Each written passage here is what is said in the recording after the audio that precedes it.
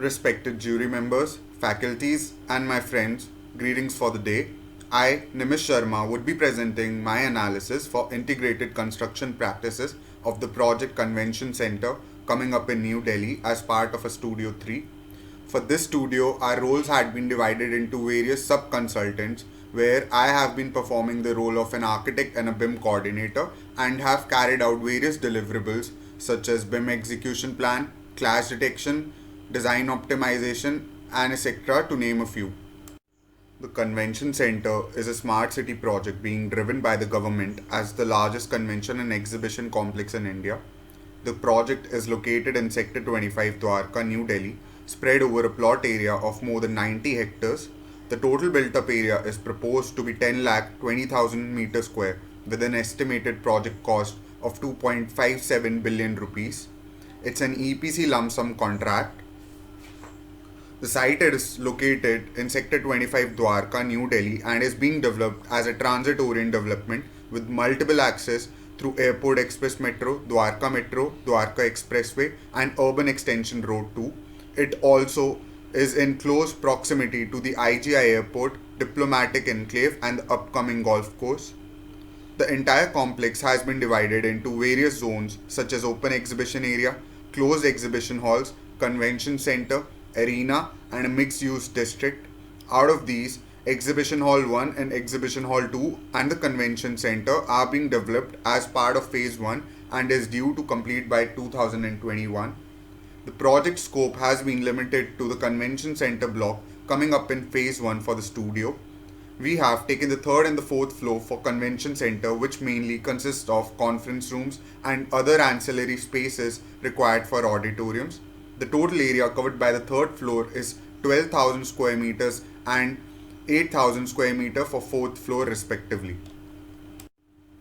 For the studio, integrated construction practices has been adopted, which facilitates integrated collaboration and ease the information flow between the stakeholders using various tools such as virtual big room and common data environment, hence reducing the number of RFIs among the stakeholders.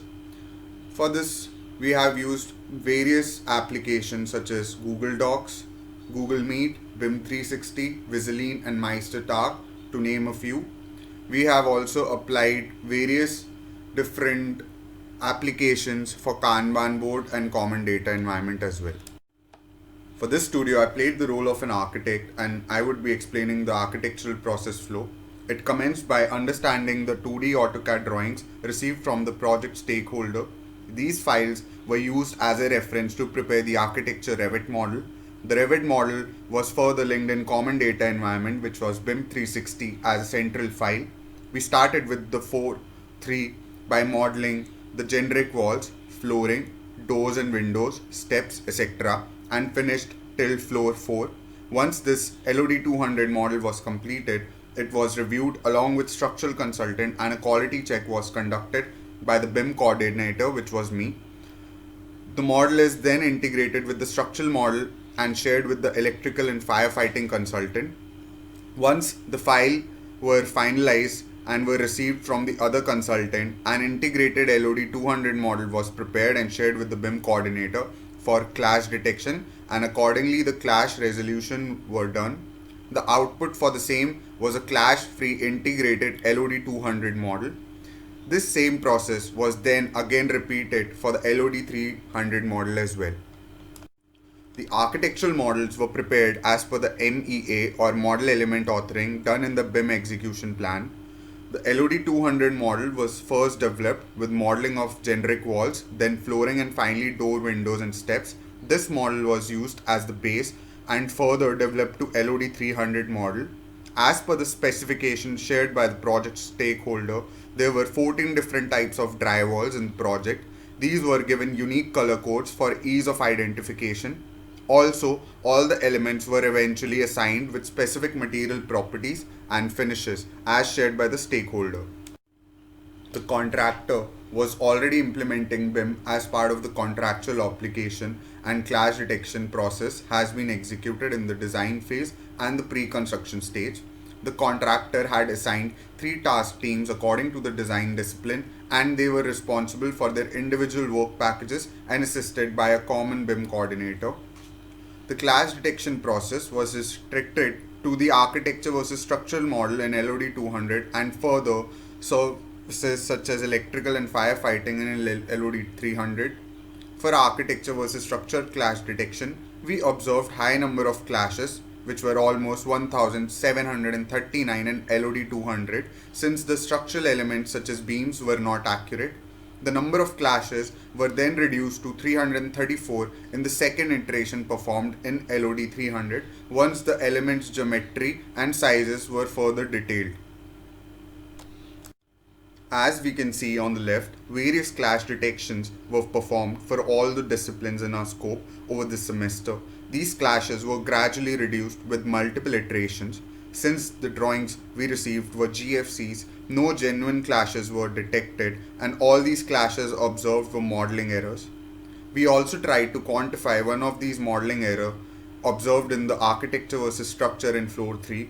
As we saw, the clash number 88 in drywall was intersecting with one of the steel column, and if this would have been constructed at the site, the total cost to rectify the same, including demolition of drywall and rework, would have been almost rupees 33,567 rupees.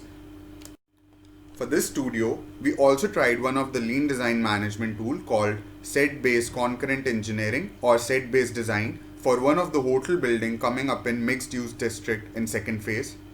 Unlike the traditional design development strategy, where the design team follows a point-based or linear approach, working on one design option prepared in silos in least time possible, a set-based design uses a set of possible design solutions prepared collaboratively using some predefined parameters.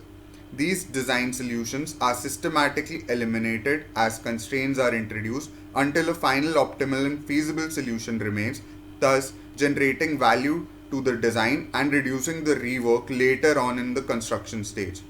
We tried to incorporate this lean design method with generative design tool, which produces n numbers of possible solutions based on the same parameters.